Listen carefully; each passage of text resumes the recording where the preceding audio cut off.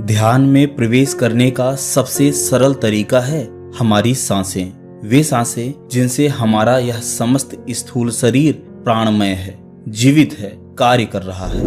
बिना सांसों के हमारे इस स्थूल शरीर में तनिक मात्र भी हलचल नहीं होगी, और जैसी हमारी सांसें होती हैं वैसा ही हमारा यह स्थूल शरीर रिएक्ट करता है।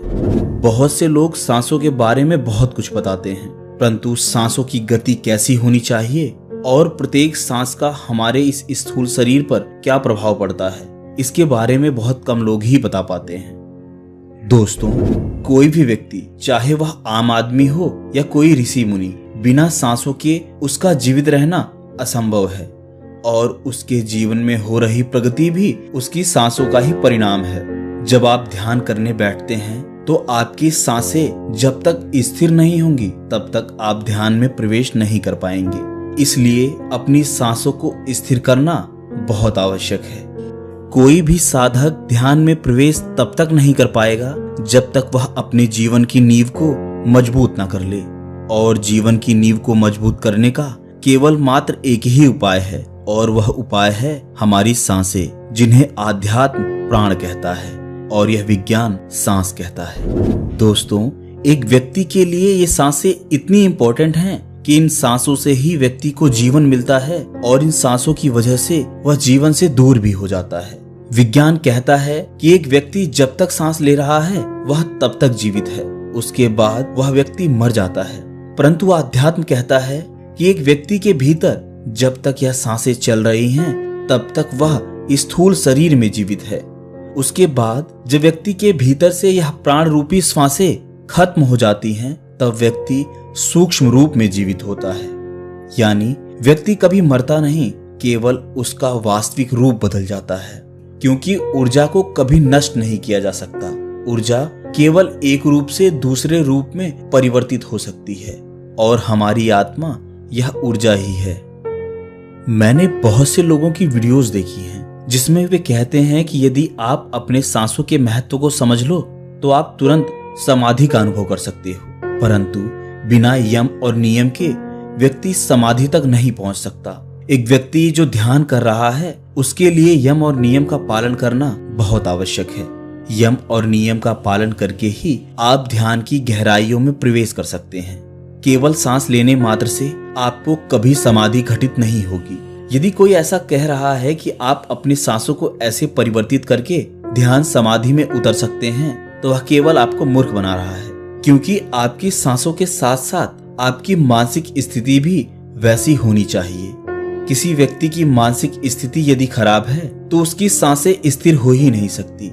एक वासनाओं से भरे हुए व्यक्ति की सांसें कभी भी स्थिर नहीं हो सकती, और ना ही उसके भीतर से स्त्री के प्रति मोह को दूर किया जा सकता है।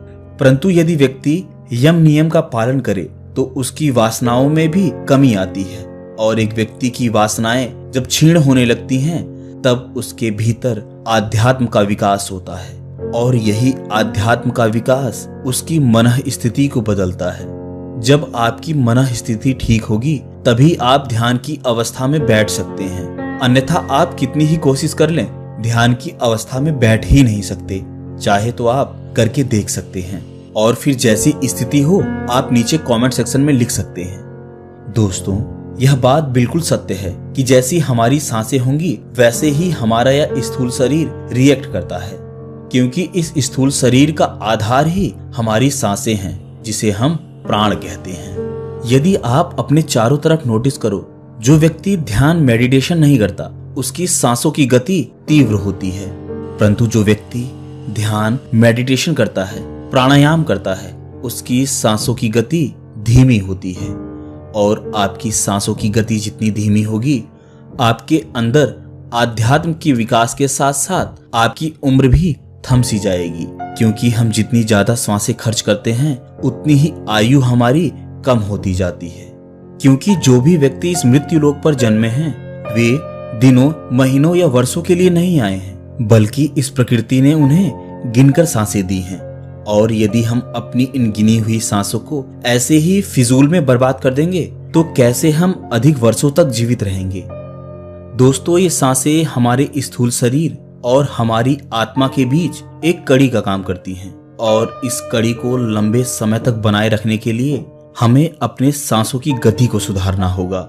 हमारी सांसों की गति प्रत्येक अवस्था में भिन्न भिन्न होती है। इसी गति को हमें स्थिर करना है। ध्यान में प्रवेश करने के बहुत से मार्ग हैं, लेकिन सांसों के द्वारा ध्यान में प्रवेश कर पाना सबसे आसान विधि है। यह विधि आसान उन लोगों के लिए है जो व्यक्ति ध्यान साधना कर सकते हैं, जो अपने सांसों पर ध्यान लगा सकते हैं, जो अपने नाभि पर ध्यान लगा सकते हैं, जो अपने इस पूरे शरीर पर ध्यान लगा सकते हैं। यदि आप ऐसा नहीं कर सकते तो आप इस वीडियो को मत देखें। सांसों से समाधि में पहुंचने के 3 स्टेप हैं। पहले स्टेज में आपको 10 मिनट तक ध्यान करना है और यह ध्यान अपनी सांसों पर करना है। 10 मिनट में कम से कम आपको 70 से 80 सांसें लेनी है। यदि आप 80 से ज्यादा सांसें 10 मिनट में ले रहे हैं तो इसका अर्थ है कि आप ध्यान को सही से नहीं कर पा रहे हैं। शुरुआती समय में यह थोड़ा कठिन हो सकता है। आपको पहले स्टेज में सांसों पर ध्यान कुछ इस प्रकार रखना है, जैसे सांस लेंगे, सांस को रोक कर रखना है जब तक कि आप रोक सकें।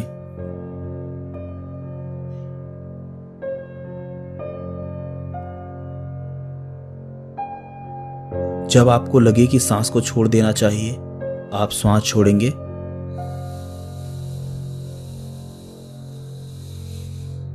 सांसों के इस एक पैटर्न को पूरा करने में आपको 10 से 12 सेकंड लगेंगे। इस हिसाब से आप 1 मिनट में ज्यादा से ज्यादा 7 से 8 सांस ही ले पाएंगे। जब आप ऐसा करते हैं तो आपके मन में बहुत से विचार आएंगे। ये विचार आपको ध्यान से भटकाएंगे, आपको जल्दी जल्दी सांसें लेने के लिए उत्साहित करेंगे, प्रेशराइज करेंगे।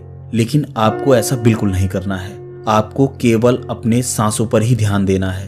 आप सांस ले रहे हैं और सांस छोड़ रहे हैं, केवल इसी पर ध्यान रखेंगे तो आपके मन में चल रहे विचार गहरे नहीं हो पाएंगे और कुछ दिन के अभ्यास से आप अपने मन में चल रहे विचारों और कल्पनाओं से दूर हो जाएंगे। दूसरे स्टेज में आपको 15 मिनट तक ध्यान करना है और अब आपको ध्यान अपने नाभि तक सांसों पर करना है। यानी जब आप सांस ले रहे हैं तो यह सांस आपके नाभि तक पहुंचे और आपका पेट फूले और पिचके। इसका अभ्यास आपको 15 मिनट करना है और 15 मिनट में केवल आपको 110 से 115 सांसें ही लेनी है। यदि आप 15 मिनट में 110 से 120 सांस ले रहे हैं तो इसका अर्थ है कि आपका ध्यान सध रहा है। इसे करने के लिए आपको सुखासन में बैठकर आंखें बंद करके सांस लेनी और छोड़नी है और यह सांस आपको अपने नाभि तक महसूस करनी है, कुछ इस तरह। गहराई से सांस लेकर सांस को रोकेंगे, जिससे यह सांस आपके पेट में इकट्ठी हो जाए और आपको महसूस हो कि यह सांस आपके नाभि तक पहुंच रही है। सांस लेते वक्त आपका पेट फूला हुआ होना चाहिए और जब आपको लगे कि आपको सांस छोड़ना चाहिए तो सांस को छोड़ेंगे।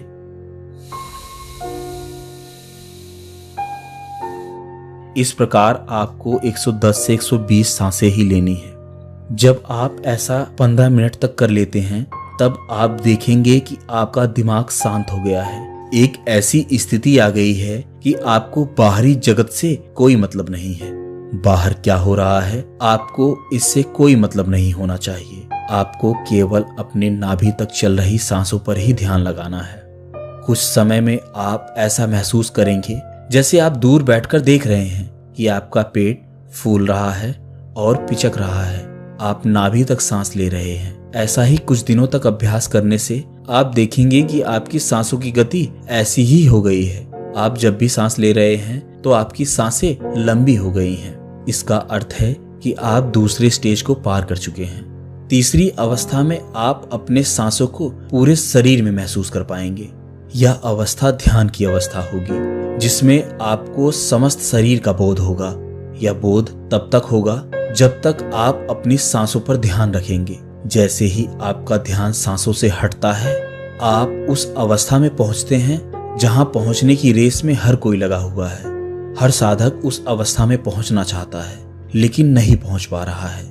इस अवस्था में आपको 20 मिनट तक मेडिटेशन करना है और इस 20 मिनट में आपको लगभग 150 बार ही सांस लेनी है। इससे अधिक यदि आपकी सांसें होती हैं तो इसका अर्थ है कि आपको और अधिक अभ्यास की आवश्यकता है। जब आप ऐसा अभ्यास कर लेते हैं तो आप पाएंगे कि आप एक ऐसी अवस्था में विचरण कर रहे हैं जहां आपका आपके शरीर से संबंध हट चुका है। आप दूर बैठे अपने शरीर को देख रहे हैं कि कोई शरीर है जो सांस ले रहा है और छोड़ रहा है, लेकिन आप आजाद हैं। आपके शरीर में ना तो कोई पीड़ा है और ना ही कोई बंधन जो आपको उससे बांध रहा है।